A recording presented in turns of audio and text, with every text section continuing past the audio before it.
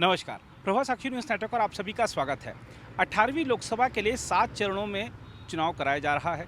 दूसरे चरण का जो प्रचार है वो आज शाम थम गया और अब 13 राज्यों की 88 सीटों पर 26 अप्रैल को वोट डाले जाएंगे।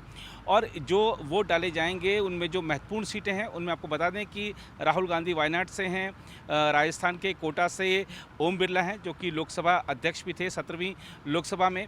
इसके अलावा गौतम बुद्ध नगर से डॉक्टर महेश शर्मा हैं, तिरुवनंतपुरम से शशि थरूर हैं, केंद्रीय मंत्री चंद्रशेखर हैं और इसके अलावा भी कई बड़े नाम हैं जैसे कि मथुरा से हेमा मालिनी हैं, मेरठ से अरुण गोविल हैं, कई और बड़े नाम हैं। तो ये जो अगर हम देखें आज प्रचार का अंतिम दिन था दूसरे चरण का, तो दूसरे चरण के प्रचार के तौर पर अगर देखें तो प्रधानमंत्री नरेंद्र मोदी ने छत्तीसगढ़ और मध्य प्रदेश में धुआंधार प्रचार किया। वहीं जो जेपी नड्डा हैं वो भी चुनाव प्रचार में कूदे हुए थे। गृहमंत्री अमित शाह आज प्रधानमंत्री नरेंद्र मोदी के संसदीय क्षेत्र वाराणसी में हैं और उन्होंने प्रधानमंत्री के चुनाव कार्यालय का उद्घाटन भी किया।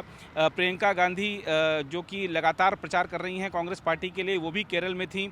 केरल में बीजेपी के भी बड़े नेता पहुंचे हुए हैं चुनाव प्रचार के लिए। तो आज का जो ये चुनाव प्रचार था ये बहुत गर्मजोशी से भरा हुआ था। खासतौर पर प्रधानमंत्री नरेंद्र मोदी का जो भोपाल में रोड शो हुआ उसमें बीजेपी नेताओं कार्यकर्ताओं की ऊर्जा देखते ही बन रही थी।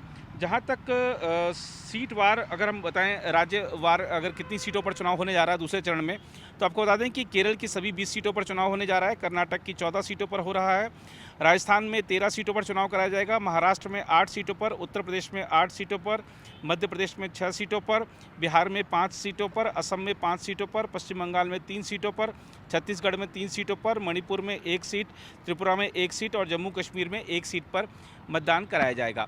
हम आपको बता दें कि ये जो दूसरा चरण था, इस चरण में जो चुनाव प्रचार के अहम मुद्दे थे वो था मुसलमान और जो जिस तरीके से कांग्रेस ने संपत्ति का सर्वेक्षण कराने की बात कही है उसको लेकर प्रधानमंत्री ने जो निशाना साधा कांग्रेस पर और ये आरोप लगाया कि कांग्रेस यदि सत्ता में आई तो वो लोगों की संपत्ति का सर्वेक्षण कराकर जो वो बात कह रही है कि उसको समान रूप से वितरित करेगी तो वो मुस्लिमों में बांट दिया जाएगा। तो अगर हम देखें तो ये जो दूसरा चरण का प्रचार था ये बीजेपी पर आरोप लगते रहे कांग्रेस की तरफ से कि वो संविधान को ख़त्म कर देगी, संविधान को बदल देगी। बीजेपी आरोप लगाती रही कांग्रेस पर कि वो महिलाओं के जो मंगलसूत्र हैं वो ले लेगी, मंगलसूत्र खतरे में पड़ गया है।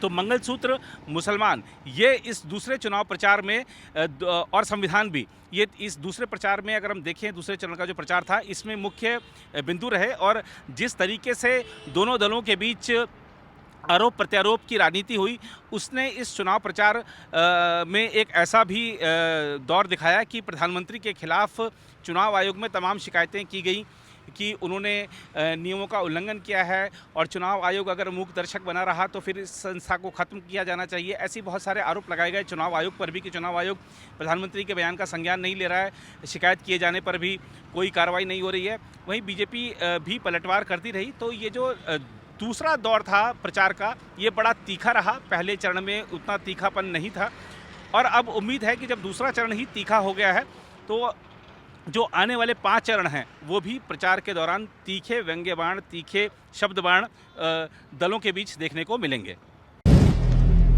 अगर आप भी लेना चाहते हैं देश दुनिया की तमाम जानकारी तो आज ही सब्सक्राइब करें हमारे चैनल को। साथ ही नीचे दिए बेल आइकन को जरूर दबाएं ताकि हर अपडेट आप तक पहुंच सके।